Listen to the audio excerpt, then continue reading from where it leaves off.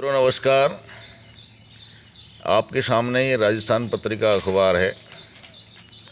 ये 2 दिन पुराना 24 फरवरी का है और आज तारीख है 26 फरवरी।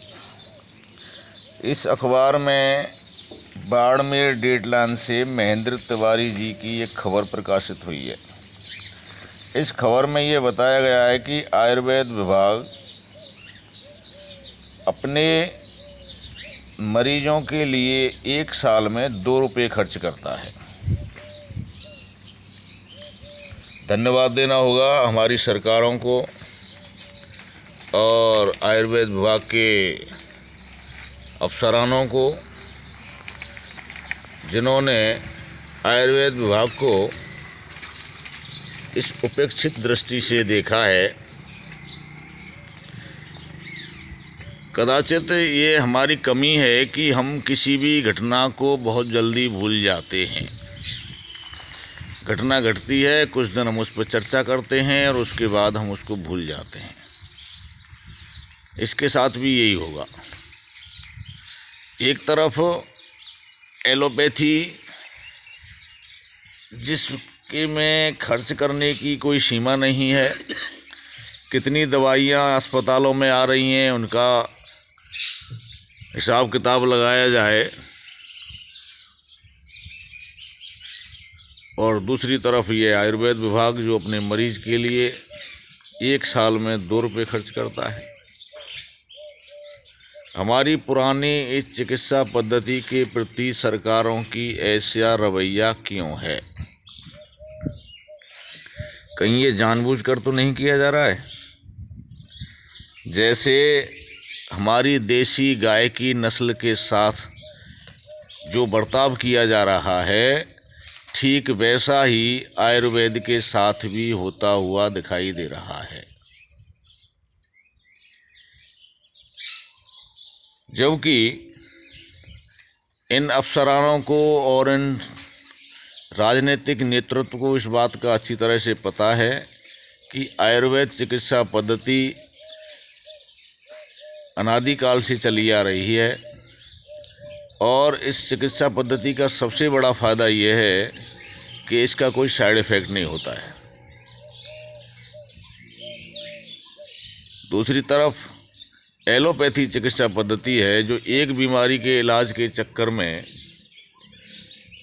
वो बीमारी उसकी जड़ से कटती है या नहीं कटती है, लेकिन अनेकों बीमारियों का वो घर बन जाता है। फिर क्यों हमारी इस चिकित्सा पद्धति के साथ ऐसा भद्दा मजाक किया जा रहा है इन सरकारों के द्वारा? 39 साल से 2 रुपया चला आ रहा है। कौन से बिल में सो रहे हैं ये अफसरान और ये नेता, जिनको हमारी इन चिकित्सा पद्धति के प्रति तनिक भी ख्याल नहीं आया? निश्चित रूप से इस खबर को पढ़कर विभाग की चूलें हिल गई होंगी, और जिस किसी ने इस खबर को पढ़ा होगा वो दांतों तली उंगली दबाने के लिए मजबूर हो गया होगा। वहारी सरकार, वहारे हमारे अफसरान जो हमारी पुरानी चिकित्सा पद्धति को मिटाने पर तुले हुए हैं।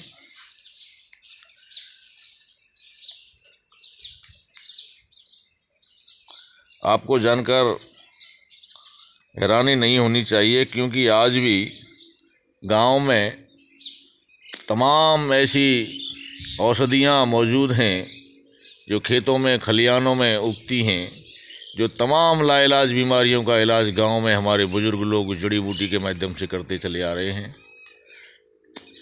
आज भी गांव में ऐसी जड़ी बूटी मिलती है जो अतिसार यानी दस्त होने पर, जिसको एलोपैथी में लाइलाज रोग बता दिया जाता है, वो छाछ के साथ लेने से दुरुस्त हो जाता है मरीज। डेंगू में आपने देखा होगा, बकरी का दूध और पपीते के पत्ते का रस पीकर लोग दुरुस्त हो गए, चुस्त हो गए। कोरोना भी अभी बीते ज़्यादा दिन नहीं हुए हैं, जिसमें आयुर्वेद की सबने दुहाई दी थी। फिर इस आयुर्वेद को क्यों भुलाया जा रहा है, ये सोचने वाली बात है। और अगर सरकारें इस आयुर्वेद विभाग को ही नष्ट करना चाहती है, तो क्यों फिर इन वैद्यों पर तनख्वाह के रूप में जनता की गाड़ी कमाई को खर्च किया जा रहा है? इनको बंद कर देना चाहिए। क्योंकि अब डबल इंजन की सरकार है केंद्र में और राज्य में, तो उनसे अपेक्षा है कि आयुर्वेद विभाग की तरफ अपनी कृपा दृष्टि करें। अन्यथा अगर ये आयुर्वेद विभाग के साथ ऐसा ही सौतेला व्यवहार होता रहा तो बहुत देर हो जाएगी। और दूसरी बात यह है और है कि गांव-गांव में चारागाह, पोखर, तालाबों पर पूरी तरह से कब्जा हो चुका है। इन चारागाहों में तमाम तरह की औषधियाँ पैदा हुआ करती थीं और उन औषधियों को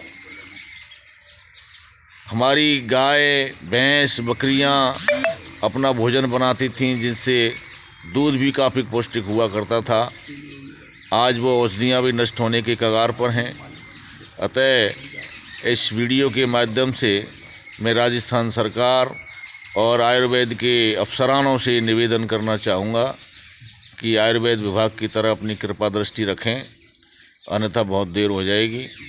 और पाठकों से, श्रोताओं से मेरा निवेदन है कि इस चैनल को सब्सक्राइब करें और कमेंट्स करके ज़रूर बताएं। धन्यवाद।